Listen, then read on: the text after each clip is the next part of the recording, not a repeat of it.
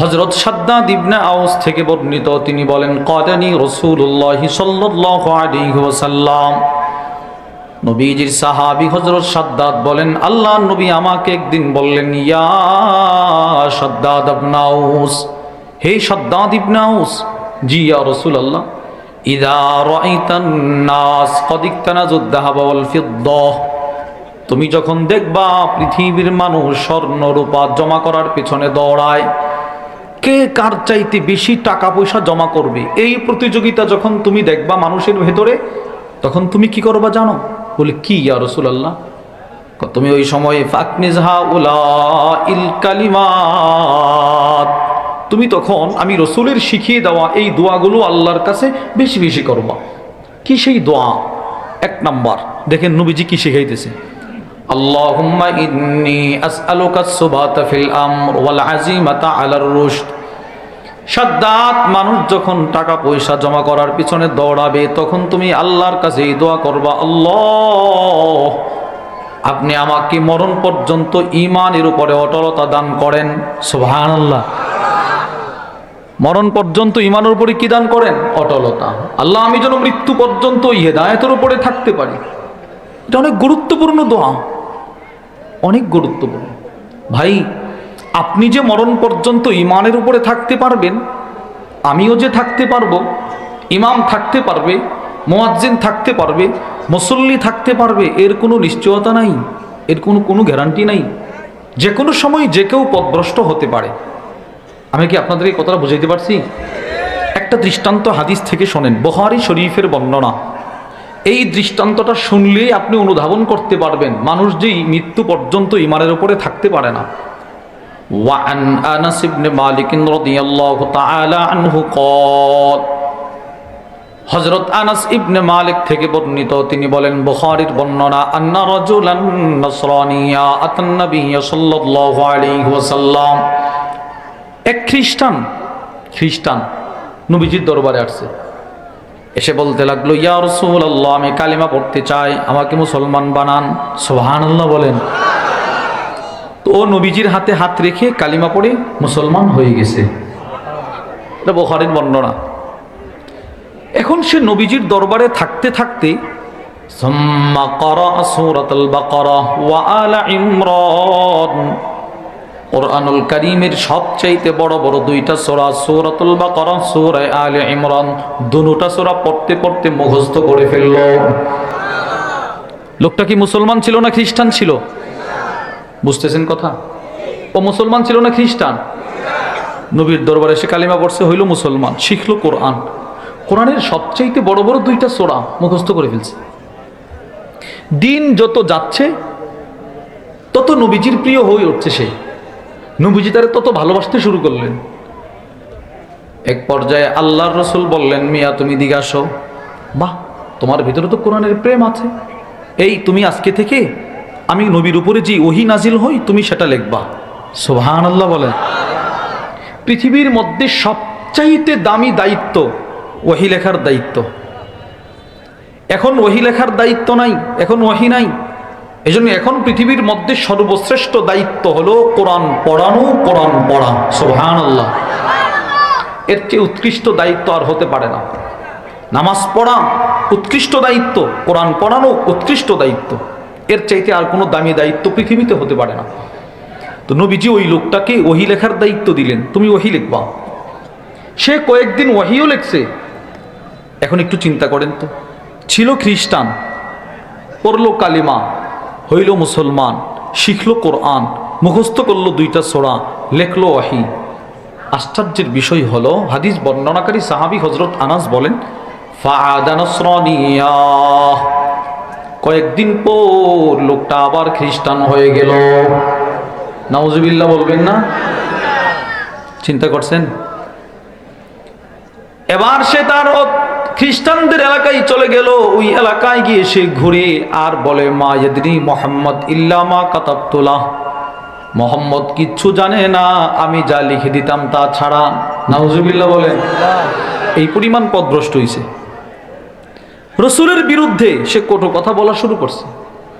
এবার আল্লাহ তাআলার বক্তব্য, ইন্না কাফাইনাকাল মুস্তাহজিন, হে রাসূল আপনাকে নিয়ে কেউ ঠাট্টা মস্করা করলে তার বিরুদ্ধে আপনি অ্যাকশন নেওয়ার দরকার নাই। আপনার পক্ষ থেকে ওর বিরুদ্ধে যুদ্ধ করার জন্য আমি আল্লাহই যথেষ্ট। সুবহানাল্লাহ। হযরত আনাস বলে ফাআমাতাহুল্লাহ, ওই লোকটাকে আল্লাহ পাক মৃত্যু দিয়ে দিছে, ও মারা গেছে।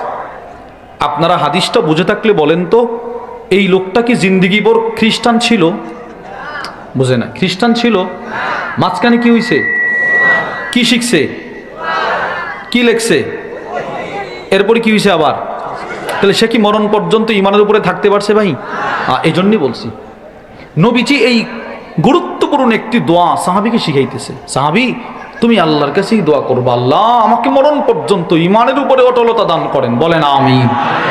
এরপরে নবীজি বলে, তুমি আল্লাহর কাছেই দোয়া করবা, আল্লাহুম্মা ইন্নী আসআলুকা লিসানান সাদিকা। আল্লাহ, আমি আপনার কাছে যেই রকম সত্য, আপনার কাছে যেই রকম আমি ইমানের উপরে অটলতা ভিক্ষা চাই, ঠিক ওই রকম আপনার কাছে ভিক্ষা চাই, আপনি আমাকে একটা সত্য জবান ভিক্ষা দেন। সুবহানাল্লাহ। তাহলে সত্য জবান আল্লাহর কাছে ভিক্ষা চাওয়া ওসিয়তটা নবীজির। বলেন কার? এবার মিলান। ইমানের ফাউন্ডেশন সততা, আমলের রূহ সততা, আল্লাহর কাছে পৌঁছার দরজা সততা, হ্যাঁ, আল্লাহর নির্দেশ সত্যবাদী হওয়া, নবীজির ওসিয়ত সত্য জবান ভিক্ষা চাওয়া। 6, পৃথিবীতে আল্লাহ পাক যত নবী রসুল প্রেরণ করেছেন, সমস্ত নবী সমস্ত রসুলগণ ছিলেন সত্যবাদী। সুবহানাল্লাহ। বলেন তো ভাই, সমস্ত নবীগণ কিবাদী ছিল? সত্যবাদী। কোরআনুল কারীমে আল্লাহ পাক বহু নবীকে সততার সিফত দিয়ে দিয়ে ডাকছে। 1, বিসমিল্লাহির রহমানির রহিম, ওয়াযকুর ফিল কিতাবি ইব্রাহিম ইন্নাহু কানা সিদ্দীকান নাবিয়্যা। ইব্রাহিম পয়গম্বরকে এই আয়াতে সিদ্দিক, সত্যতার গুণ দিয়ে ডাকা হয়েছে। 2, ওয়াযকুর ফিল কিতাবি ইসমাঈল ইন্নাহু কানা সাদিকাল ওয়াদ। ওনার ছেলেকেও সততার সিফত লাগানো হয়েছে। ওয়াযকুর ফিল কিতাবি ইদরিস ইন্নাহু কানা সিদ্দীকান নাবিয়্যা ইউসুফ আইয়ুহাস সিদ্দীক। এইভাবে আল্লাহ পাক বহু নবীকে কোরআনে সত্যবাদী বলে বলে আহ্বান করেছেন। সুবহানাল্লাহ বলেন। তাহলে সমস্ত নবীগণ ছিলেন সত্যবাদী। আমার নবীও কি বাদী? জোরে বলেন, আবার বলেন, সত্যবাদী। আমার নবী সত্যবাদী, এর সাক্ষী দিয়েছে স্বয়ং আল্লাহ। সুবহানাল্লাহ। আমার নবী যে সত্যবাদী সাক্ষী দিয়েছে কে? 2, আমার নবী সত্যবাদী সাক্ষী দিয়েছে নিজেকে নিজে। নবী রসুল নিজেকে নিজে সাক্ষী দিছে। সুবহানাল্লাহ বলে না। 3, আমার নবী যে সত্যবাদী সাক্ষী দিয়েছে সাহাবা ইকরাম। আমার নবী যে সত্যবাদী সাক্ষী দিয়েছে বেঈমান মুশরিক পর্যন্ত।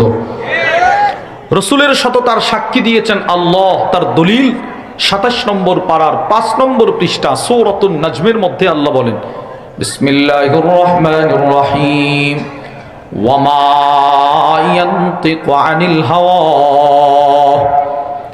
আল্লাহ রাব্বুল আলামিন বলেন, আমার দোস্ত মুহাম্মদ সাল্লাল্লাহু আলাইহি ওয়াসাল্লাম তিনি নিজের থেকে খেয়াল খুশি অনুযায়ী কোনো কথাই বলেন না। তিনি যা বলেন সব ওয়াহি, সব ওয়াহি। এই আয়াতের ব্যাখ্যায় মাওসুআতু নাদরাতিন নাঈম ফি মাকারিমি আখলাকির রাসূলিল কারীম, ওই কিতাবের মধ্যে এসেছে, লাকাদ কানান নাবিয়্যু সাল্লাল্লাহু আলাইহি ওয়াসাল্লাম মাহফুজাল লিসান মিন তাহরিফিন ফি কওলিন ওয়াস্তিরসালিন ফি খাবার। আরবের উলামা ইকরাম বলেন, পৃথিবীর মধ্যে কোনো মানুষ যদি জন্মের পর থেকে মৃত্যু পর্যন্ত একটা মিথ্যা কথাও না বলে থাকে, ওই মানুষ যদি কেউ খুঁজে বের করতে চাও, তো তোমার জন্য আমার নবী হলো উত্তম আদর্শ। সুবহানাল্লাহ। রসুলের 63 বছরের জিন্দেগিতে নবীজি জীবনে একটা মিথ্যা কথাও বলে নাই। আরে মিথ্যা কথা তো দূরের কথা, মিন তাহরিফিন ফি কওল ওয়াস্তিরসালিন ফি খাবার। 5 দোনা মেইন রোডে একটা রোড অ্যাক্সিডেন্ট হয়েছে, আপনি দেখে আসছেন। এবার আপনি এসে এটা বর্ণনা করার সময় হুবহু যা দেখছেন তা বলতে পারবেন না। ইচ্ছাই অনিচ্ছাই কিছু কম বেশ হবে কি হবে না? বুঝেন না আমার কথাটা? আপনি হাজার চেষ্টা করলেও কিন্তু হুবহু ঘটনাটা বলতে পারবেন না। হয়তো কিছু কমাবেন, নতুবা নিজের কিছু বাড়বে। এই কিতাবের মধ্যে আসছে, নবীজি জীবনে যত সংবাদ দিয়েছেন প্রত্যেকটা সংবাদের ভেতরে রসুল নিজের থেকে একটা শব্দ, না না, একটা অক্ষর পর্যন্ত বৃদ্ধিও করে নাই, কমাই নাই। সুবহানাল্লাহ। এই পরিমাণ সত্যবাদী ছিলেন। আমরা কোরআন থেকে বুঝলাম, এবার হাদিস থেকে শোনেন। রসুল সত্যবাদী, সাক্ষী দিয়েছে স্বয়ং নবীজি নিজে। দৃষ্টান্ত তিরমিজি শরীফের বর্ণনা, আবু দাউদ শরীফের বর্ণনা। ওয়ান আব্দুল্লাহ ইবনে আমর রাদিয়াল্লাহু তাআলা আনহু قال, হযরত আব্দুল্লাহ ইবনে আমর থেকে বর্ণিত, তিনি বলেন, কুনতু আকতুবু কুল্লা শাইইন আসমাউহু মির রাসূলিল্লাহি সাল্লাল্লাহু আলাইহি ওয়াসাল্লাম উরিদু হিফযা। হযরত আব্দুল্লাহ ইবনে আমর বলেন, আমি আল্লাহর নবীর কাছ থেকে যখন যা শুনতাম সব লিখে ফেলতাম মুখস্থ করার সুবিধার্থে। সুবহানাল্লাহ। আমি নবীজির কাছ থেকে যখন যা শুনতাম না, সব লিখে ফেলতাম, সব লিখে ফেলতাম। নবীজি রাতেও যা বলতো আমি লিখতাম, রসুল দিনে যা বলতো ওইটাও লিখতাম। ফানাহাতনি কুরাইশ, কুরাইশ গোত্রের মানুষ আমাকে ডাকলো, এ আব্দুল্লাহ তুমি দিকে আসো। আমরা গেলাম, তো তারা আমাকে বলল, আতাকতুবু করলে সেই ইনতাসমাউহু, তুমি কি নবীজির কাছ থেকে যা শোনো তাই লিখে ফেলো? জি। আরে তুমি কেন লেখো এগুলো?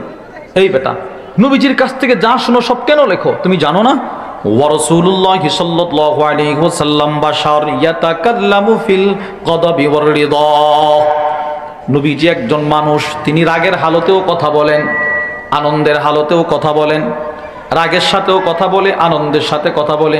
তুমি রাগের কথাগুলো লিখে ফেলো, আনন্দের কথাগুলো লেখো, তুমি সব লেখো কেন? এটা কুরাইশ গোত্রের মানুষের একটা দাবি ওনার কাছে, তুমি সব লিখবা না। নবীজি মানুষ, উনি রাগের সময় কথা বলে রাগের কথা, তুমি ওইটাও লিখে ফেলো। নবীজি আনন্দের হালতে কথা বলে ওইটাও লিখে ফেলো, না সব লিখবা না। ওনারা এইগুলো বলছে। সাহাবী কি বলে জানেন? ফা আমসাকতু আনিল কিতাব, আমি লেখালেখি বন্ধ করে দিছি, আমি আর লিখি না। এরা বলছে না লেখার জন্য, আমি লেখালেখি বন্ধ করছি। কিন্তু আমার মনের ভিতরে একটা খটকা লাগলো, একটা সন্দেহ হৃদয় হলো, না না, নবীর সাথে আমাকে পরামর্শ করতে হবে। রসুল যদি বলে তুমি লিখবা না, তাহলে লেখালেখি বন্ধ করে দেব। ফাযাকারতু যালিকা লিরাসূলিল্লাহি সাল্লাল্লাহু আলাইহি ওয়াসাল্লাম, আমি আল্লাহর নবীর কাছে পুরা ঘটনা বর্ণনা করলাম। ইয়া রাসূলুল্লাহ, আমি আপনার সব কিছু লিখে ফেলি, এরা নিষেধ করলো, আপনি রাগের হালতেও কথা বলেন, আনন্দের হালতেও কথা বলেন, এই জন্য না জেনেও লিখি, আমি লেখালেখি বন্ধ করি। এখন কি করব? নবীরে বলতেছে। এবার দেখেন নবীজি কি বলে। এদিকে তাকান, নবীজি নিজের শাহাদাত আঙ্গুলটা নিজের মুখের দিকে এইভাবে ধরছে। সাহাবীকে বলতেছে, আব্দুল্লাহ, বুঝতেছেন? নবীজি এইভাবে নিজের মুখের দিকে আঙ্গুলটা ধরছে, ধরে বলতেছে, ফাওয়াল্লাযী নাফসি বিয়াদি, ওই আল্লাহর কসম যে আল্লাহর হাতে আমি মুহাম্মদের জান, মা ইয়াখরুজু মিনহু ইল্লা হাক্কুন, আমি রাগে আনন্দে যখন যা বলি আমার জবান দিয়ে সব কথাই বের হয় সত্য কথা। সব সময় কি কথা বের হয়? সাক্ষী নবীজি দিয়েছে। সুবহানাল্লাহ বলেন। রসুল রাগের হালতে কথা বললেও সত্য বলতেন, নবীজি আনন্দের সাথে রসিকতা করে কিছু বললে তখনও সত্য বলতেন। নবীর সাথে আমাদের ব্যবধান, আমরা মানুষকে হাসাইতে গিয়ে মিথ্যা বলি, বলি না? আরে রসিকতা করতে গিয়ে মানুষকে মিথ্যা বলে। নবীজি রসিকতা করতেন, কিন্তু ওই সময়ও নবীজি সত্য বলতেন। সুবহানাল্লাহ। দলিল তিরমিজি শরীফের বর্ণনা। ওয়ান আবি হুরায়রা রাদিয়াল্লাহু তাআলা আনহু قال, হযরত আবু হুরায়রা রাদিয়াল্লাহু তাআলা আনহু থেকে বর্ণিত, তিনি বলেন, সাহাবাদের এক জামাত নবীজির দরবারে গেল।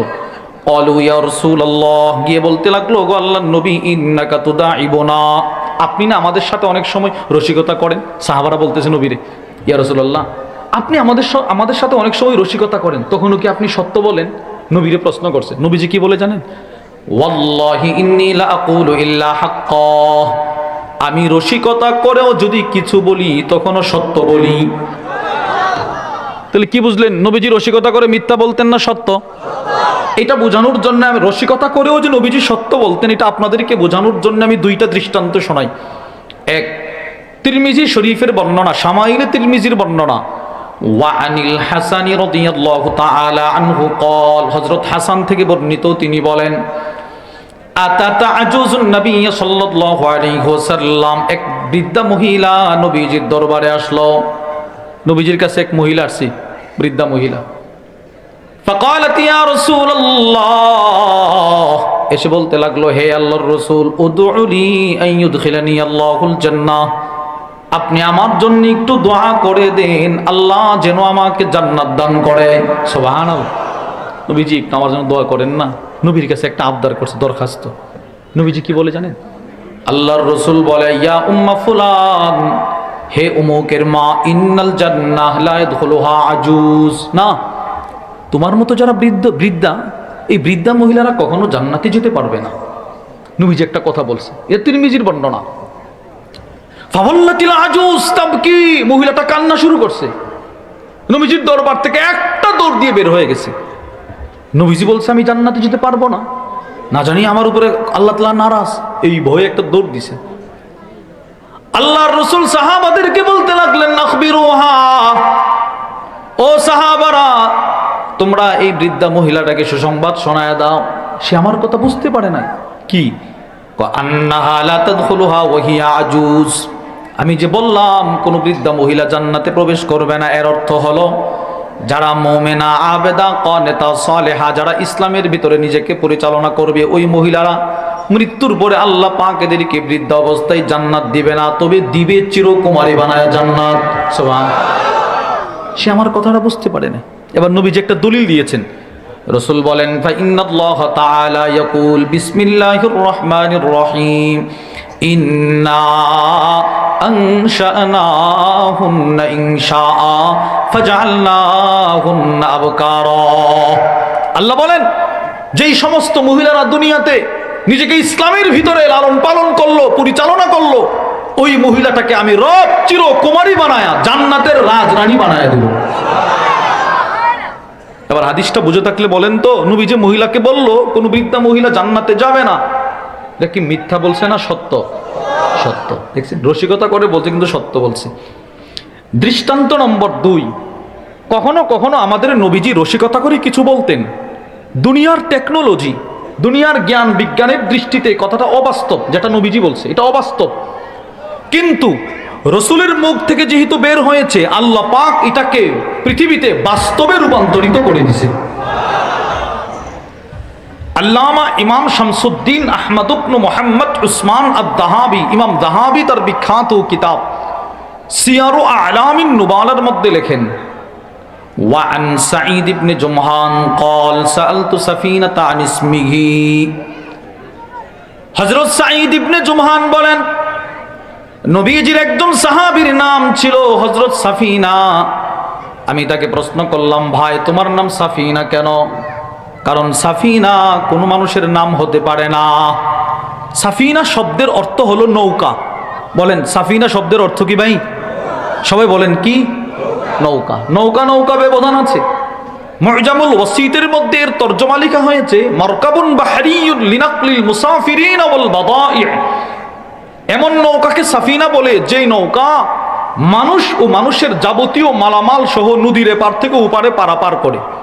কিছু আছে ছোট নৌকা, শুধু মানুষ পারাপার করে, আর কিছু আছে বড় নৌকা, বড়, হ্যাঁ, জাহাজ, স্টিমার, এগুলো মালামাল পারাপার করে। তো সাফিনা হলো ওই বড় নৌকা। তো এক সাহাবীর নাম সাফিনা। সাফিনা মানে নৌকা। বলেন না, সাফিনা মানে কি? তো এটা কি কোনো মানুষের নাম হতে পারে?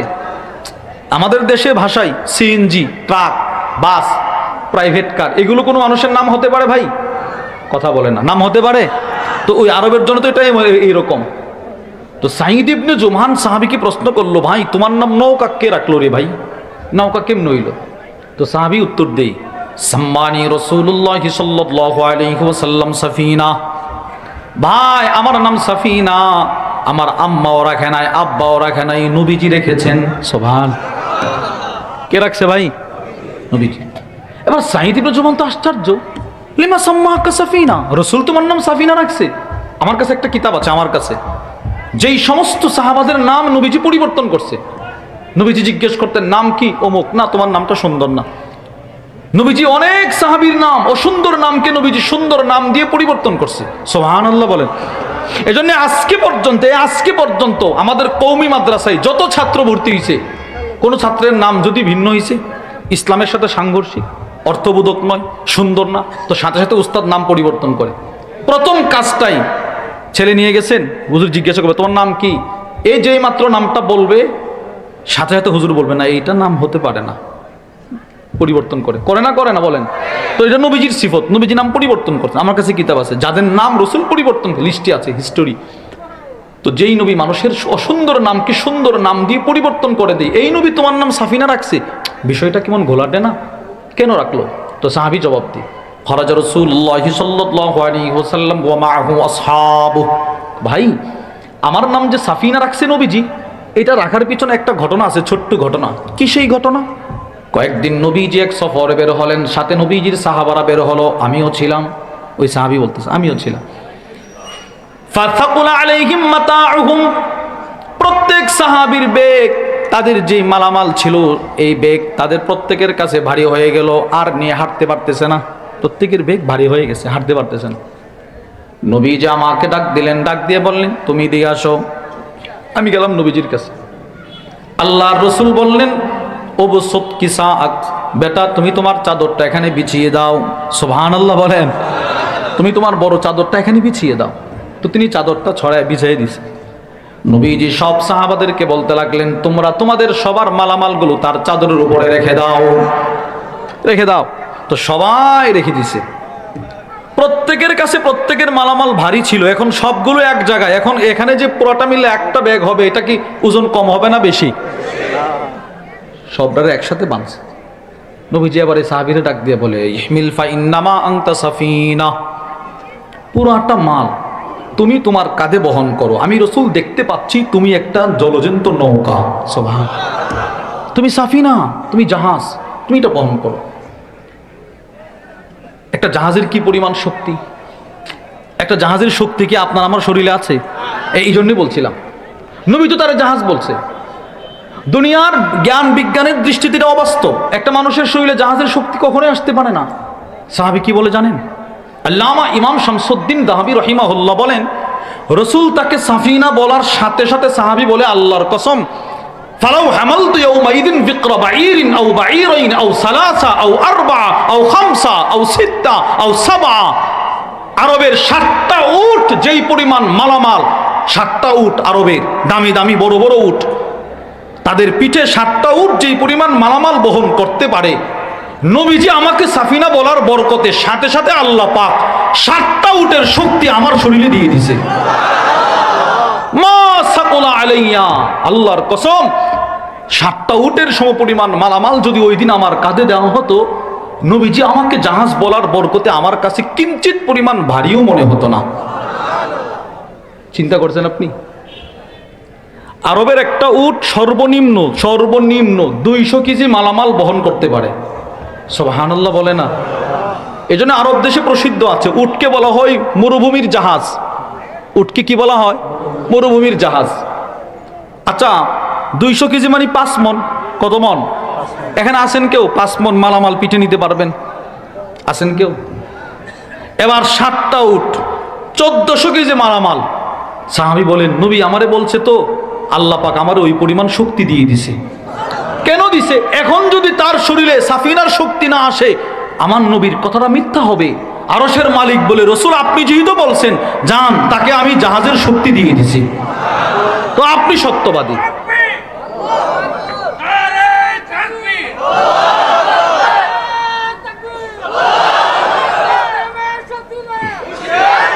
এরপরেও আপনার নবীজি বলছে তো, এরপরেও আপনার কথাটা সত্য থাকো আল্লাহ। এই যে নবীজি জীবনে মিথ্যা বলে নাই, রাসূল জীবনে কি বলে নাই? কথা রাসূল জীবনে কি বলে নাই? মিথ্যা বলে নাই। তাহলে 1 নাম্বার নবীজি সত্যবাদী সাক্ষী দিয়েছে কে ভাই? আল্লাহ। 2 নবীজি সত্যবাদী সাক্ষী দিয়েছেন নবী নিজে, নিজেকে নিজে। রাসূল রসিকতা করেও সত্য বলতেন, রাগের হালতেও সত্য। 3য় পয়েন্ট, রাসূল সত্যবাদী সাক্ষী দিয়েছেন সাহাবায়ে কিরাম। সুবহানাল্লাহ বলেন। আমি আপনাদেরকে সাহাবারা নবীজির সততার সাক্ষী দিয়েছে 2টা দৃষ্টান্ত শোনাবো। দৃষ্টান্ত নম্বর 1 নাসাই শরীফের বর্ণনা।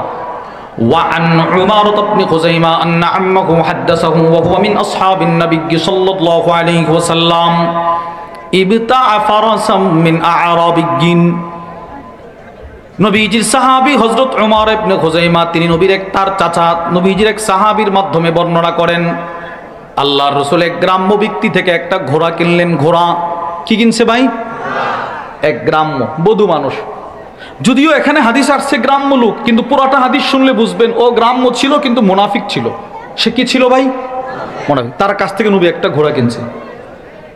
এবার নবীজির কাছে নগদ অর্থ নাই, মানে মূল্যটা রসুলের কাছে সাথে ছিল না। নবীজি তারে বলতেছে, ভাই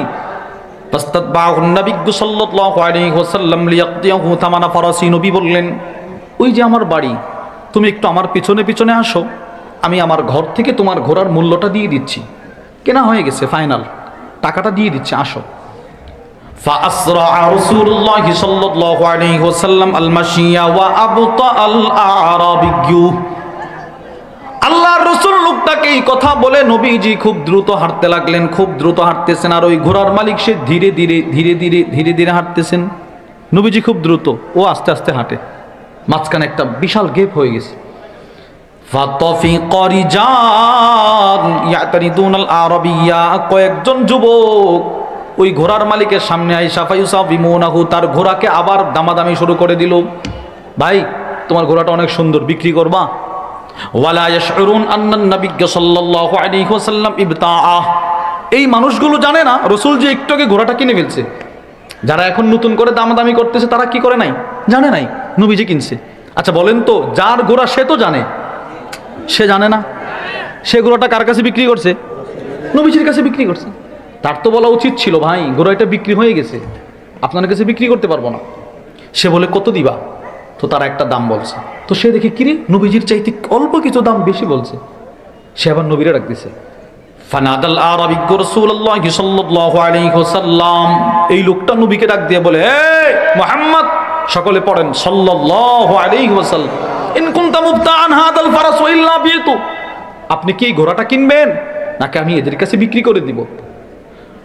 ফাকামান নবী সাল্লাল্লাহু আলাইহি ওয়াসাল্লাম হিনা সামিআ নিদা আল আরাবিয়্যি, নবীজি দাঁড়ায় গেলেন। রাসূল তার দিকে তাকিয়ে বলে, কি ভাই তুমি এটা কি বললা? আমি কি তোমার কাছ থেকে ঘোড়াটা কিনি নাই? আলাইসা কদ ইবতাতুহু মিনক, আমি কি তোমার কাছ থেকে ঘোড়াটা কিনি নাই? সে সরাসরি বলে, লা, আমি আপনার কাছে ঘোড়া বিক্রি করি নাই, আপনিও আমার কাছ থেকে কিনেন নাই। নাউজুবিল্লাহ। সামনের কয়েকজন বলছে, জোরে বলেন। আবার আপনারা বলেন তো, নবীজি কিনে নাই? কিনেছে।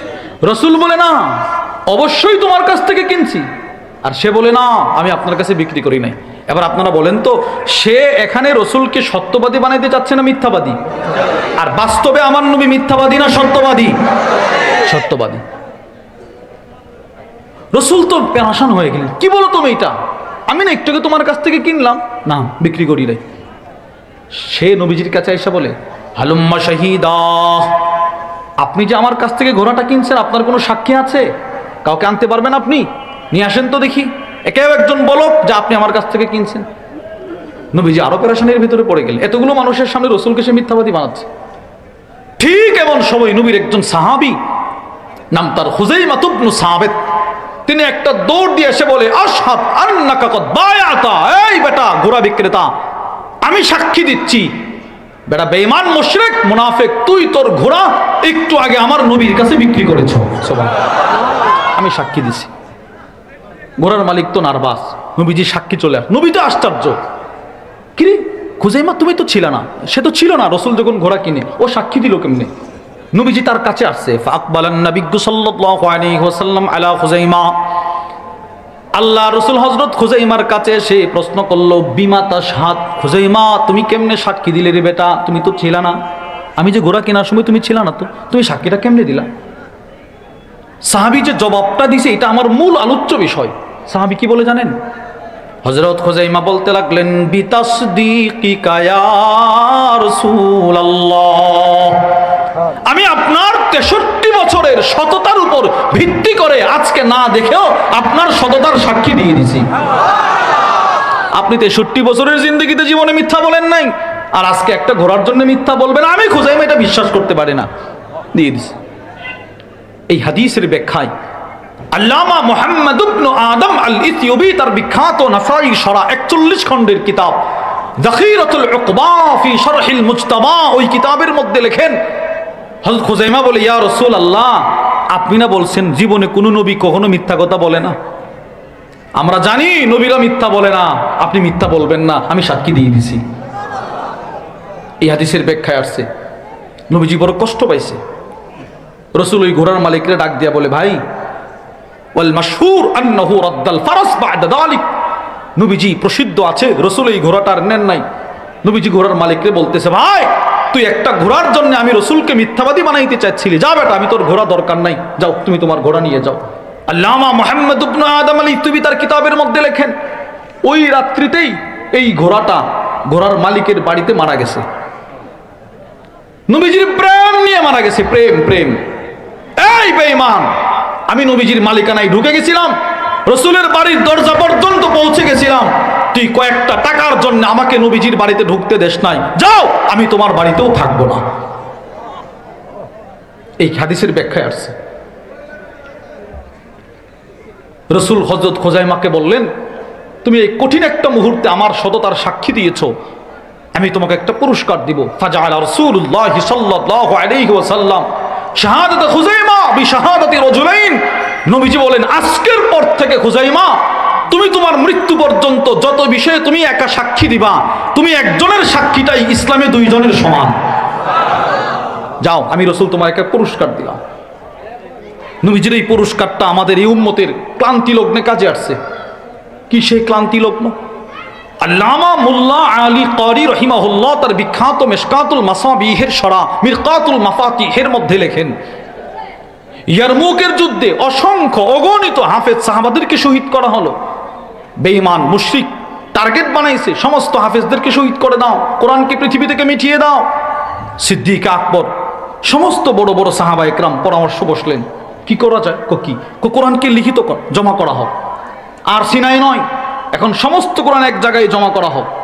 সিদ্দিক আকবরের জমানাতে সকলে মিলে পরামর্শ করে একজনকে দায়িত্ব দিলেন, যায়েদ ইবনে সাবিত, তুমি লিখবা, তুমি বিশ্বস্ত, তুমি নবীর কাছেও বিশ্বস্ত ছিলে, আমাদের কাছেও বিশ্বস্ত, তুমি কোরআন লিখবা। যার কাছে যতটা আয়াত আছে সবগুলো আইনা তোমার কাছে জমা দিবে, তবে শর্ত আছে, যেই যার কাছে যতটা আয়াত তোমার কাছে জমা দিবে তাকে দুইজন সাক্ষী উপস্থিত করতে হবে। তাকে এইভাবে বলতে হবে, আমি সূরাতুল ফাতিহার এই আয়াত আলহামদুলিল্লাহি রাব্বিল আলামিন এই আয়াতটি নবীজির কাছ থেকে শুনছি, লিখছি এই দুইজনের সামনে। এইভাবে তোমাকে সাক্ষী উত্থাপন করতে হবে, দুইজন সাক্ষীর উপস্থিতিতে তোমাকে আয়াত জমা দিতে হবে, তুমি লিখবা। কেউ যদি সাক্ষী দিতে না পারে তুমি আয়াত লিখবা না। ঠিক আছে, উনি লিখতেছেন, পুরা 30 পারা কোরআন লেখা শেষ, পুরা কোরআন লেখা শেষ। একটা আয়াত সূরাতুত তাওবা সূরাতুল বারাত শেষ আয়াত, ফাইন তাওয়াল্লাউ ফাকুল হাসবিয়াল্লাহু লা ইলাহা ইল্লাহু আলাইহি তাওয়াক্কালতু ওয়া হুয়া রাব্বুল আরশিল আযীম। এটা যে কোরআনের আয়াত সকলে বিশ্বাস করে, কিন্তু কেউ আর দুইজন সাক্ষী সহ আনতে পারতেছে না। নবীজির কাছ থেকে সকলেই শুনছে, দাবি করতেছে, দুইজন সাক্ষী সহ কেউ আনতে পারে না। হয়তো সাহাবী মারা গেছে যাদের উপস্থিতি শুনছিল, অথবা কোন এরকম, সবাই পেরেশানির মধ্যে পড়ছে।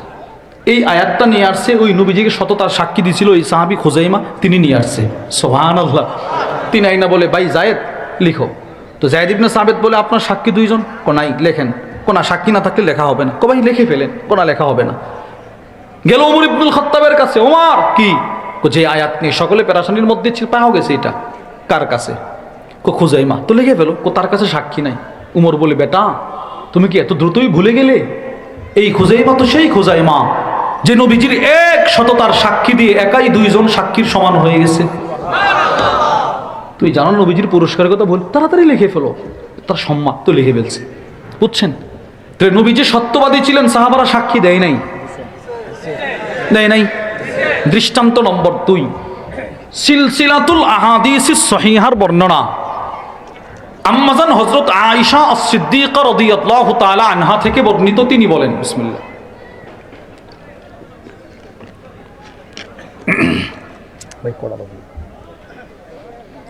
আম্মাজান আয়েশা বলেন, وعن عائشة رضي الله تعالى عنها قالت لما أسري بالنبي صلى الله عليه وسلم إلى المسجد الأقصى নবীজি সাল্লাল্লাহু আলাইহি ওয়াসাল্লামকে বাইতুল মাকদিসে নেওয়া হলো। মেরাজের রজনীতে প্রথমে রাসূল ইসরা করলেন বাইতুল্লাহ থেকে বাইতুল মাকদিস, মক্কা থেকে ফিলিস্তিন গেছে, এরপরে উপরে গেলেন। আম্মা জান আয়েশা বলেন, আল্লাহ নবী একদিন আমাকে বলতে লাগলেন, আমি বাইতুল্লাহ থেকে বাইতুল মাকদিস যাওয়ার পরের দিন সকালে মক্কার কাফেরদের কাছে কথাগুলো বললাম, শোনো শোনো, আমি গত রাত্রে বাইতুল্লাহ থেকে বাইতুল মাকদিস গেছি। আম্মাজান বলেন ফারতাদ্দানা সুম্মিমান কানু আমানু বি, যেই মানুষগুলো নবীর প্রতি ঈমান আনছিল তারা পর্যন্ত মুরতাদ হয়ে গেল না। এতদিন মোহাম্মদ তোমার কথাগুলো যুক্তিসঙ্গত ছিল, আজকে যেটা তুমি বলতেছো এটা কোনোভাবেই মানতে পারতেছি না। নাউজুবিল্লাহ বলবেন না? আমাদের বাইতুল্লাহ থেকে সৌদি আরব থেকে ফিলিস্তিন যাইতে সময় লাগে সপ্তাহের পর সপ্তাহ, আর তুমি এক রাত্রে গেছো আসতো। মোহাম্মদ এটা বিশ্বাস করতে পারলাম না। নাউজুবিল্লাহ বলে না? সব কাফের নবীকে দূর দূর বলতেছে। ওয়াসাউ বিদালিকা ইলা আবি বকর সিদ্দিক, সবগুলো কাফের একসাথে সিদ্দিক আকবরের বাড়িতে গেল। তখনও পর্যন্ত আবু বকর সিদ্দিকের কানে আসে নাই রাসূল যে মেরাজ করে আসছে। সব কাফের গেছে সিদ্দিক আকবরের বাড়িতে গিয়ে বলে ফাহাল্লাকা ইলা সাহিবিক ইয়াজাম আন্নাহু উসরিয়া বিহিল লাইলা, আবু বকর তোমার দোস্ত মোহাম্মদ আজকে সকালে একটা নতুন কথা বাজারে ছাড়ছে, আমরা কেউ বিশ্বাস করি। দেখো দেখো, তারাও মোহাম্মদকে বিশ্বাস করতো, তারাও এটা বিশ্বাস করে চলে আসছে সকলে আমাদের দলে। আশা করি তুমিও এত পাগল হইবা না। কি নবীজি কি বলছে? তোমার দোস্ত বলতেছে সে নাকি গত রাত্রে বাইতুল্লাহ থেকে বাইতুল মাকদিস গেছে, তুমি কি এটাও বিশ্বাস করো? সিদ্দিক আকবর বলে না ইনকানা কল, আমার দোস্ত যদি এটা বলে থাকে তো কম বলছে কম।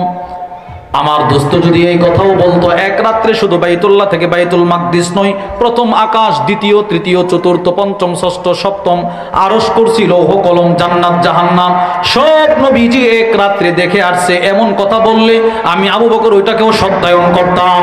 সুবহানাল্লাহ। এক রাত্রে সব দেখে আসছে, এটাও যদি বলতো নবীজি আমি ওইটাকেও সত্যায়ন করতাম। এই সংবাদটা নবীজির কানে আসছে, নবীজি কান্না শুরু করছে।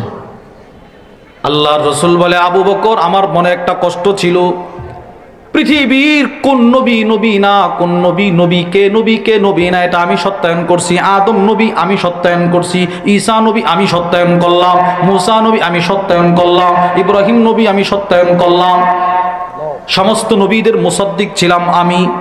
কিন্তু আমি নবী, আমার পরে তো কোনো নবী নাই, আমার মুসাদ্দিককারী কেউ নাই মক্কায়। আজকে বুঝলাম, আজকে আপনি আমাকে সত্যায়ন করে আল্লাহ পাক নবুয়তের পরের একটা চেয়ার, মুসাদ্দিকের চেয়ারটা আল্লাহ আপনাকে দান করছেন।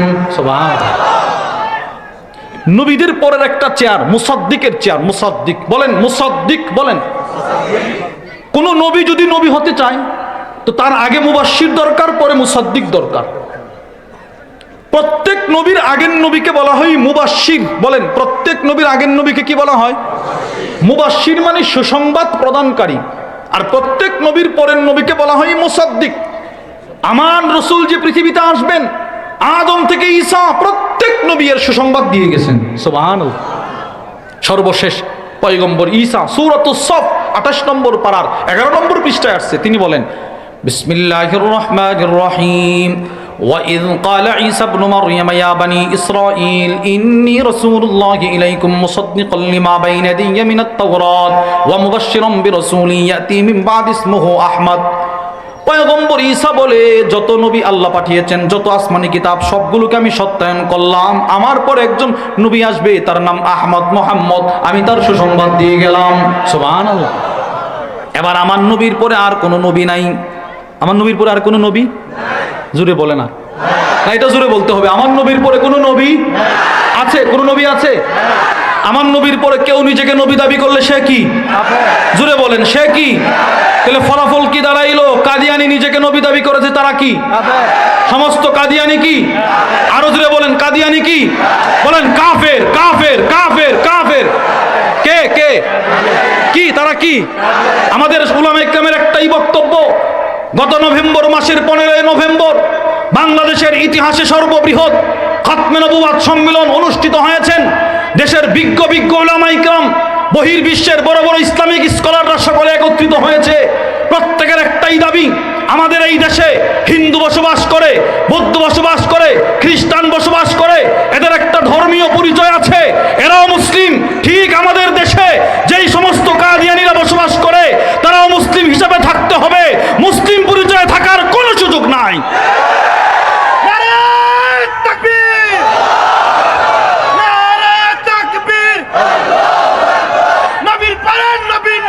সংসদে আইন চাই, সংসদে আইন চাই, নারায়ে তাকবীর। বলেন কাদিয়ানি, জুড়ে বলেন কাদিয়ানি। আবার বলেন কাদিয়ানি। এজন্য আমি এখন সব জায়গায় বলি, আমার দেশের যুব সমাজ, আমার দেশের অনেক যুবক আছে, অনেক শ্রমিক আছে, অনেক সিএনজি চালক, ভ্যান চালক আছে, অনেক চাকরিজীবী আছে, নামাজ পড়ে না, কিন্তু নামাজ না পড়া যে একটা অপরাধ সেটা বিশ্বাস করে। পড়ে না? অনেক আছে নামাজ পড়ে না, কিন্তু সেটা মানে হুজুর নামাজ দিয়ে পড়ে না, একটা অপরাধ করছি, ভুল করছি, আল্লাহ যদি ক্ষমা করে। ওই রকম মানুষ, ওর সামনেও কেউ যদি আমার নবীর সম্মান নিয়ে, আমার নবীর আজমত হুরমতের চাদর টান দেয়, ওই সাধারণ কৃষক শ্রমিকটাও ঘরে বসে থাকবে না। বলেন সে ঘরে বসে থাকবে না? তার ভিতরে নবীর একটা প্রেম আছে। এটা আমার কথা না। আল্লামা শাইখুল ইসলাম তাকি উসমানী, বর্তমান বিশ্বের সবচাইতে বড় আলেম যাকে বলা হয় আল্লামা শাইখুল ইসলাম তাকি উসমানী, ওনার বিখ্যাত কিতাব বুখারীর শরা ইনআমুল বারি উর্দু, ওই কিতাবের মধ্যে নিয়ে আসছে প্রথম খণ্ডে। হযরত লেখেন, হিন্দুস্তানের এক মদখুর ছিল, মদখুর। বলেন কি খুর ছিল ভাই? ও মদ পান করতো আর কি, মদখুর। একদিন মদ পান করে রাস্তার পাশে বসে মাতলামি করতেছে, এইরকমভাবে মাতলামি করতেছে। তো এক নাস্তিক তার কাছে আসছে, আল্লামা তাকি উসমানী লিখতেছে, আয়সা বলতেছে, দোস্ত তুই তো কবি, আবার কবি ছিল, তুই তো কবি, অশ্লীল কবিতা লিখতো, তোর এলাকাতে আরেকটা কবি আসছে রে, ওর কবিতা অনেক সুন্দর, তোর দৃষ্টিতে ওই কবিটা কেমন? তো মদখুর মদের মাতলামিতে বলতেছে, তোর বেটা আমি ছাড়া যেটা আছে আমার এলাকায় ওইটা পাগল। ওইটা কি? তার ওই হিতাহিত জ্ঞান নাই, সে মাতলামির কারণে ওরে পাগল বলতেছে। তো নাস্তিক দ্বিতীয় প্রশ্ন করলো, দোস্ত তোর দৃষ্টিতে অমুক বিজ্ঞানী ফালসাফা সে কেমন রে? তো মদখুর বলতেছে, ওই বিজ্ঞানীটাও পাগল, অর্থাৎ তার মাথা তো ঠিক নাই, যার নামই বলতেছে সে তারই কি বলতেছে? পাগল। এখন নাস্তিক চিন্তা করলো, ও শুধু মদ পান করে, ওরে তো চিরস্থায়ী জাহান্নামী বানাইতে পারি নাই, কিভাবে তার চিরস্থায়ী জাহান্নামী বানানো যায়? সে তৎক্ষণাৎ তৃতীয় নম্বরে চিন্তা করলো, ওই কবিরও বলল সে পাগল মাতলামির কারণে, ওই বিজ্ঞানীকেও বলল সে পাগল মাতলামির কারণে, তৃতীয় নম্বরে যদি নবী মোহাম্মদের নামটা আমি তারে দিতে পারি, আর সে যদি বলে মোহাম্মদ, নাউজুবিল্লাহ বলেন না, আমি আর শব্দটা বললাম না আমার নবীর শানে, সে যদি রসুলকেও একটা গালি দিয়ে দেয় তো আমি সাকসেস, নাউজুবিল্লাহ বলে না, সে চিরস্থায়ী জাহান্নামী হয়ে গেল, তার ইমান হনন হয়ে গেল, চুরি হয়ে গেল। তৃতীয় নম্বরে ওই নাস্তিক বলতেছে, দোস্ত ওই কবিও পাগল, ওই বিজ্ঞানীও পাগল, দোস্ত মোহাম্মদ কেমন রে? বুঝছেন, সাথে সাথে মদখুর, ও কিন্তু মদ পান মাতলামি। আল্লামা তাকি উসমানী বলেন, মদের বোতলটা তার হাতে ছিল, এইভাবে সে জমিনে নিক্ষেপ করছে, ফিক মেরে ফেলে দিছে, ফেলে ওই নাস্তিকের গলাটা চাপ দিয়ে ধরছে, এইভাবে ধরছে, এই বেটা বেঈমান, আমি মদখুর হতে পারি, কিন্তু তুই আমার জিন্দগির সর্বশেষ সম্বল ইমানটা চুরি করতে চাইছিলি। এখন চিন্তা করছেন আপনি, আমি মদখুর হতে পারি, তুই আমার জিন্দগির সবচাইতে দামি জিনিসটা চুরি করতে চাইছিলি। এই বেটা, আমি মদখুরের সামনেও কেউ যদি আমার নবীর সম্মান নিয়ে চিনিমিনি খেলে, ও আমার বাপ হলেও, আমার দুস্থ হলেও, আমি আমার নবীর জন্যে নবীর দুশ্মনকে হত্যা করতে দ্বিধাবোধ করব না। আমি আপনাদেরকে বলতে চাই, আমরা আমাদের রসুলকে নিজের জানের চাইতে বেশি ভালোবাসি, আমরা আমাদের মা বাবার চাইতে বেশি ভালোবাসি, পৃথিবীর সব কিছুর চাইতে নবীকে বেশি ভালোবাসি। আমার নবীর দুশ্মনের বিরুদ্ধে কেউ যদি আমার নবীর সম্মান নিয়ে চিনিমিনি খেলে, আমার নবীর আজমত নিয়ে চিনিমিনি খেলে, আমাদের মুরব্বীরা যদি আমাদেরকে ডাক দেয়, বাংলার রাজপথে নিজের বুকের তাজা রক্ত ঢেলে দিতে কারা কারা প্রস্তুত আছে দেখতে চায়?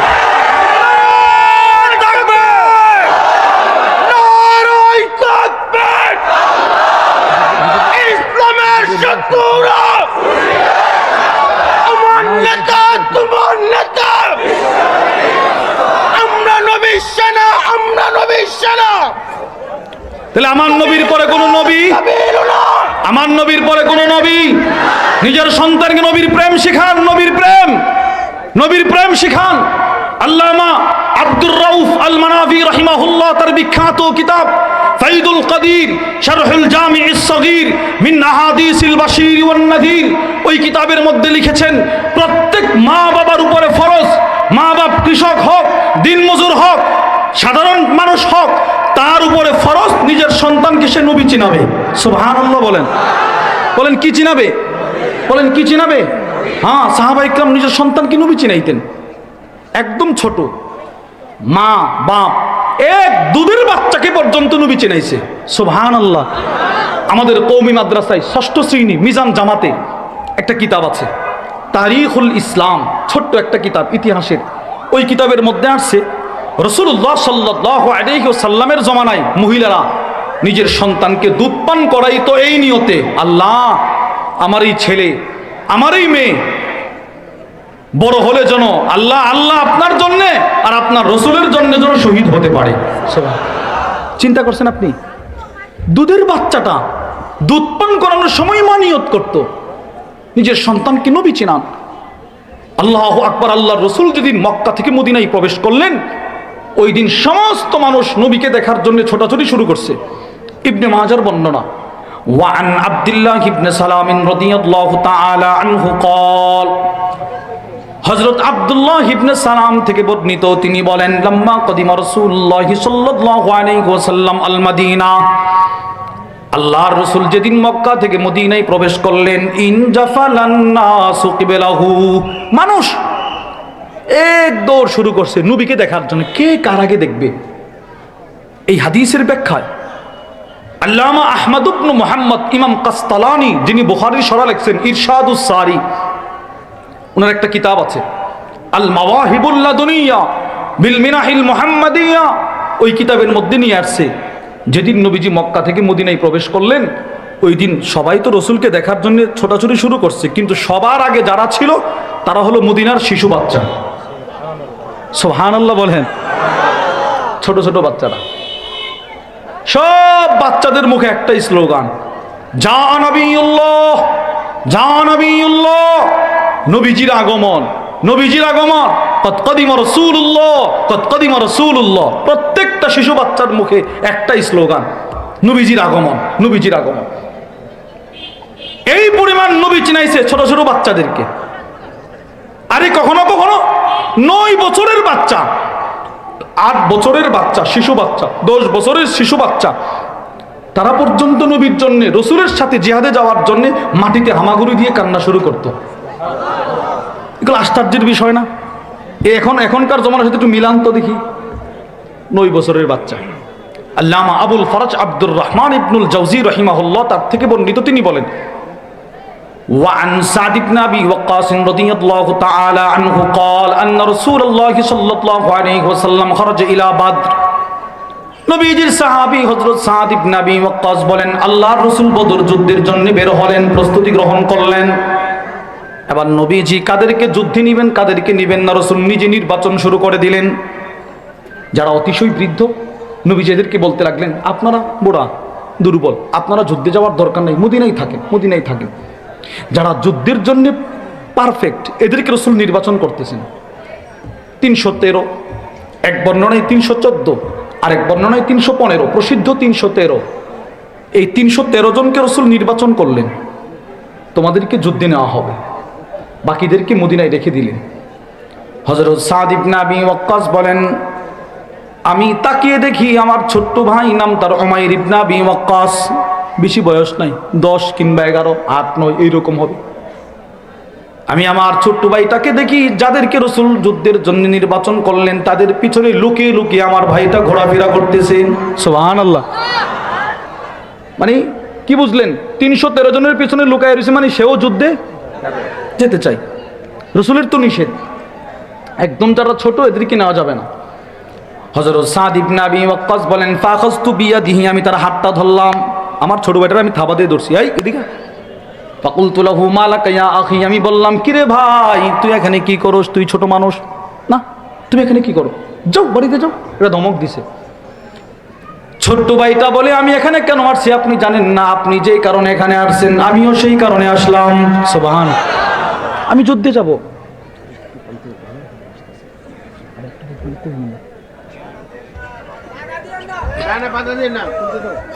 এটা আপনাদের ভালোর জন্যই বলতেছে। নবীজি সাল্লাল্লাহু আলাইহি ওয়াসাল্লাম যাদেরকে নির্বাচন করলেন তাদেরকে ধরছে, ভাই তুমি এখানে যাও। তো ছোট্ট ভাইটা বলতেছে, আপনি যেই কারণে আসছেন আমিও সেই কারণে আসছি। বাস এবার হযরত সাদ ইবনে আবি ওয়াক্কাস বলতে লাগলেন, না না, তোমাকে যুদ্ধে নিবে না নবীজি, তুমি ছোট, বাড়িতে যাও। তো ছোট্ট ভাইটা বলে, না আমি যাব। তো বড় ভাই বলে তোমাকে নিবে না, আর ছোট ভাই কি বলে, আমি যাব যাব। রাসূলুল্লাহ সাল্লাল্লাহু আলাইহি ওয়াসাল্লামের সাহাবী হযরত সাদ ইবনে আবি ওয়াক্কাস একটা ধমক দিয়ে বলতে লাগলো, এত করে বলতে তুমি বুঝো না কথা, নবীজি তোমাকে নিবে না, তুমি তো ছোট, রাসূল নিষেধ করছে। কোন আমি যাব তো যাবই, একদম সে এই জায়গা থেকে নড়তেই নারাজ। হযরত সাদ ইবনে আবি ওয়াক্কাস বলেন, ফাউরিদা আলা রাসূলিল্লাহি সাল্লাল্লাহু আলাইহি ওয়াসাল্লাম, আমি আমার ছোট্ট ভাইটাকে নবীজি সাল্লাল্লাহু আলাইহি ওয়াসাল্লামের সামনে উপস্থিত করলাম। সুবহানাল্লাহ বলেন। নবীজির সামনে নিয়ে গেছে, ইয়া রাসূলুল্লাহ, সে আমার ছোট ভাই, আমার ছোট ভাই, ওরে এত করে বলতেছি সে নাকি যুদ্ধে যাবে যাবে। ফারাদ্দামান ইস্তাসগারা, আর নবীজির একটা নিয়ম ছিল, যাদেরকে রাসূল ছোট মনে করতেন তাদেরকে রাসূল ফিরিয়ে দিতেন। এই জন্য তাকেও বললেন, না তুমি ছোট, তুমি ছোট, যাও, তোমাকে নেওয়া হবে না। হযরত সাদ ইবনে আবি ওয়াক্কাস বলেন, যেই মাত্র নবীজি আমার ছোট্ট ভাইটাকে ফিরিয়ে দেওয়ার নির্দেশ দিলেন, সাথে সাথে আমার ভাই ফাবাকা উমাইর নবীজির কদম মুবারকের সামনে মাটিতে হামাগুড়ি দিয়ে কান্না শুরু করে দিল। সুবহানাল্লাহ, ও কাঁদতেছে, আমি যাব। আল্লাহ রাসূল একটা ধমক দিয়ে বলতে লাগলেন, উমাইর তীর চালাইতে পারবা? না না। তরবারি চালাইতে পারবা? না না। তরবারি তো তোমার সমান, তরবারি চালাইতে পারবা? না। ঢাল ব্যবহার করতে পারো? না। তো তীরও চালাইতে পারো না, তরবারিও চালাইতে পারবা না, ঢাল তরবারি কিছুই ব্যবহার করতে জানো না, তোমার যুদ্ধে নিয়ে কি করব? এবার হযরত উমাইর ইবনে আবি ওয়াক্কাসের জবাবটা শুনেন। হযরত উমাইর বলে, ইয়া রাসূলুল্লাহ লাআল্লাল্লাহ আইয়ারযুকানি শাহাদা, আমি জানি আমি তীর তরবারি কিছুই চালাইতে পারবো না, আমি যুদ্ধে যাব যেন আপনার জন্য আমি শহীদ হতে পারি। সুবহানাল্লাহ, আমি আপনার জন্য শহীদ হব, কমসে কম এই সুযোগটা আমারে দেন। নবীজি বলতেছে, আল্লাহ রাসূল এই পরিমাণ খুশি হইলেন। নবীজি বললেন, কথাটা তুমি কি বললা, তুমি এই জন্য যুদ্ধে যাবা? হ্যাঁ। যদি না নেই, না নিলে আপনি বদর যুদ্ধে শহীদ হয়ে গেলে আমরা মদিনায় কার পিছনে নামাজ পড়বো? আমরা কার সাথে খেলাধুলা করব? কে আমাদেরকে আদর করবে? নবীজি বাচ্চাদেরকে খুব আদর করতেন। মুসলিম শরীফের বর্ণনা, ওয়ান জাবির ইবনে সামুরা রাদিয়াল্লাহু তাআলা আনহু قال, হযরত জাবির ইবনে সামুরা থেকে বর্ণিত, তিনি বলেন, সাল্লাইতু মা রাসূলিল্লাহি সাল্লাল্লাহু আলাইহি ওয়াসাল্লাম সালাতাল উলা। হযরত জাবির ইবনে সামুরা বলেন, আমি যখন ছোট ছিলাম তখন একদিন নবীজির সাথে জোহরের নামাজ পড়লাম। সুম্মা খারাজা ইলা আহলি, রাসূল নামাজ পড়ানোর পর নবীজি নিজের ঘরের দিকে রওনা হলেন। মসজিদ থেকে বের হয়ে গেছে, নিজের ঘরে যাবে। যেই মাত্র নবীজি মসজিদ নববী থেকে বের হলেন, ফাস্তাকবালাহু বিলদান, মদিনার মসজিদ নববীর সামনে একটা ছোট্ট খেলার মাঠ ছিল, ছোট ছোট বাচ্চারা খেলাধুলা করতেছে, এরা দৌড়ে এসে নবীরে জড়াইয়া ধরছে। একটা বাচ্চাকেও নবীজি বলে নাই সরো সরো, আমার জামা কাপড় পরে যাবে, এটা রাসূল বলে নাই। যতটা বাচ্চা আসছে নবীজি প্রত্যেকটা বাচ্চার গালে ধরে ধরে বলে, আব্বু তুমি কেমন আছো? সুবহান, প্রত্যেকটা বাচ্চার ফাজানা ইয়ামসা হাত্তা ইয়াহদিহিম ওয়াহিদান ওয়াহিদা, এক একটা বাচ্চার গালে ধরে ধরে নবীজি আদর করতেছে। যতক্ষণ পর্যন্ত বাচ্চাগুলো তাদেরকে রাসূলের কাছ থেকে নিজে না সরাইছে ততক্ষণ পর্যন্ত নবীজি দূরে ঠেলে দিতেন না। তো হযরত জাবির বলে, ইয়া রাসূলুল্লাহ, আমাকে আদর করবেন না? আমাকে করবেন না? সবাই আদর করছেন, আমি নামাজ পড়ছি, আপনি আমারও ধরেন না। এবার রাসূল হযরত জাবির ইবনে সামুরার গালে ধরে আদর করলেন এভাবে। হযরত জাবির বলেন, ফাওয়াজাতু লিয়াদিহি বারদান আও রিহা কান্নামা আখরাজাহা মিন জুনাতি আত্তার, এইভাবে হাতটা ধরলে কিন্তু হাতটা নাকের কাছে চলে আসে। হযরত জাবির বলে, যেই মাত্র নবীজি আমার গালে ধরে আদর করতে শুরু করলেন, আমি নবীজির হাত থেকে এত সুন্দর মেশকে আম্বরের সুঘ্রাণ পাইলাম, আমার কাছে মনে হয়েছে এই মুহূর্তে জান্নাতের মেশকে আম্বরের পাত্র থেকে রাসূল বের করে নিয়ে আসছে। এই হাদিস থেকে আমরা কি বুঝলাম ভাই? নবীজি বাচ্চাদেরকে ধমকাইতেন, খুব আদর করতেন, অনেক বেশি আদর করতেন। এই কথাটাই হযরত উমাইর ইবনে আবি ওয়াক্কাস বলতেছে, ইয়া রাসূলুল্লাহ, আপনি যদি বদর যুদ্ধে গিয়ে শহীদ হয়ে যান তো আমরা মদিনায় কার জন্য বেঁচে থাকবো? কার পিছনে নামাজ পড়বো? কাকে ভালোবাসবো? নিজের সন্তানকে নবী চিনান, নবী নবী নিজের সন্তানকে নবী চিনাতে হবে। নিজের সন্তানকে নবী চিনানোর 1 নম্বর মার্কাজ হলো মাদ্রাসা, 2 নম্বর উলামা ইকরামের খানকা। নিজের সন্তানকে যদি নবী না চিনান তো আপনার ঘরেই কাদিয়ানি জন্ম নিবে, আপনি বুঝতেও পারবেন না। সন্তানকে নবী চিনাবেন তো ইনশাআল্লাহ? হ্যাঁ, নিজের সন্তানকে নবী চিনানোর জন্যই মাদ্রাসা, মসজিদ, দাওয়াত, তাবলীগ, এই সমস্ত মাহফিল, উলামা ইকরামের খানকা। নিজের সন্তানকে নবী চিনানো। প্রত্যেকের ঘরে রসুলের সিরাত রাখবেন, সিরাত। প্রত্যেকের ঘরে রসুলের জীবনী পড়বেন, নবীজির জীবনী সন্তানকে পড়াবেন, রসুলের পরিচয়টা শিখায় দিবেন। অনেক সন্তান আছে মুসলমানের, নবীজির আম্মার নাম কি, আব্বার নাম কি সে জানে না। রসুল কতদিন থাকলেন মক্কায় সে জানে না। রসুল এখন কোথায়, কতদিন থাকতেছেন মদিনায়, কতদিন থেকেছেন জিন্দেগির শেষ সময় জানে না। এরকম আছে। সন্তানকে নবী চিনাবেন। তাহলে বলেন, আমার রসুল যে সত্যবাদী, সাহাবারা সাক্ষী দেয় নাই? ওই যে ঘোড়া কেনার ঘটনা, 2 সিদ্দিক আকবর সাক্ষী দিছে আমার নবী সত্যবাদী। তাহলে কি বুঝলেন? এবার আলোচনা শুরু শেষ মিলান। ইমানের ফাউন্ডেশন কি? মাশাআল্লাহ বলেন না কি? আমলের রূহ, আল্লাহর কাছে পৌঁছার দরজা, আল্লাহর আদেশ কিবাদী হওয়া, নবীজির ওসিয়ত কি, জবান ভিক্ষা চাওয়া। আমাদের নবী কিবাদী ছিলেন, সাক্ষী দিয়েছে কে? 2 নম্বর কে দিছে? নবীজি নিজেই। 3 নম্বর সাহাবা ইকরাম, 4 নম্বর কাফের। আল্লামা কাদি আয়াদ রহিমাহুল্লাহর বিখ্যাত কিতাব আশ-শিফা বিতারিফ হুকুকিল মুস্তাফা, ওই কিতাবের মধ্যে লেখেন, বদরের যুদ্ধে আখনাস আর আবু জাহেল, 2 শয়তান নিরিবিলি কথা বলতেছে। তো আখনাস আবু জাহেলরে বলে, দোস্ত এতদিন তো মোহাম্মদকে বলে আসছি সে মিথ্যুক, এখন তুই আর আমি ছাড়া কেউ নাই, দোস্ত একটু সত্য করে বলতো মোহাম্মদ কি আসলে মিথ্যুক, একটু সত্য করে বল। তো আবু জাহেল কি বলে জানেন? কফাওয়াল্লাহ, কাবার রবের কসম, ইন্না মুহাম্মদ লা সাদিক, আল্লাহর কসম অবশ্যই অবশ্যই মোহাম্মদ সত্যবাদী। তাহলে আমাদের নবী কিবাদী ছিলেন, তাহলে উম্মত হিসেবে আমাদেরকেও কিবাদী হতে হবে। সবাই বলেন কিবাদী হতে হবে? হ্যাঁ, সত্যবাদী। এই সত্যবাদী হওয়ার মার্কাজ হলো সৎ, যারা একদম সমাজে কোরআন হাদিসের এলেম যাদের সিনায়, এদেরকে বলা হয় সত্যবাদী। তো হুজুর, আমি যে কোরআন হাদিসের এলেম শিখতে পারলাম না, আমি কিভাবে হব? আমাদের বাংলাদেশের বিখ্যাত একজন বুজুর্গ ছিলেন, প্রফেসর হামিদুর রহমান রহিমাহুল্লাহ, আল্লামা হাফিজ হুজুর রহিমাহুল্লাহর খলিফা ছিলেন। হজরতের একটি কিতাব আছে নিউজিল্যান্ড সফর, ওই কিতাবে হজরতের নিউজিল্যান্ডের অনেকগুলো বয়ান আছে।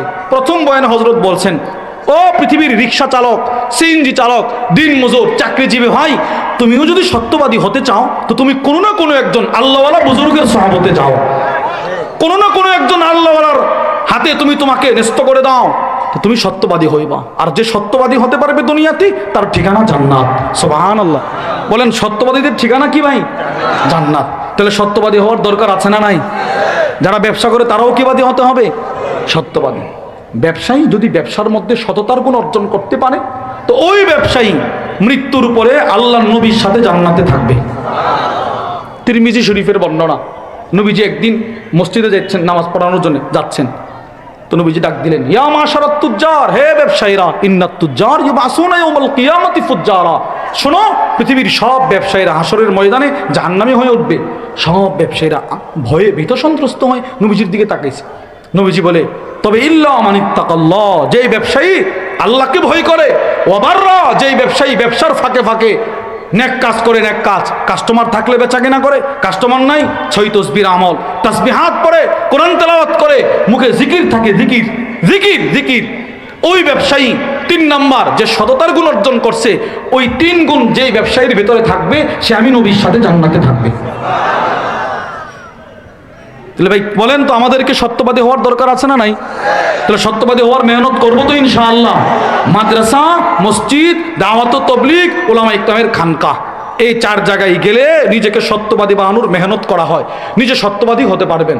আল্লাহ আমাদের সকলকে সত্যবাদী হওয়ার মেহনত করার তৌফিক দান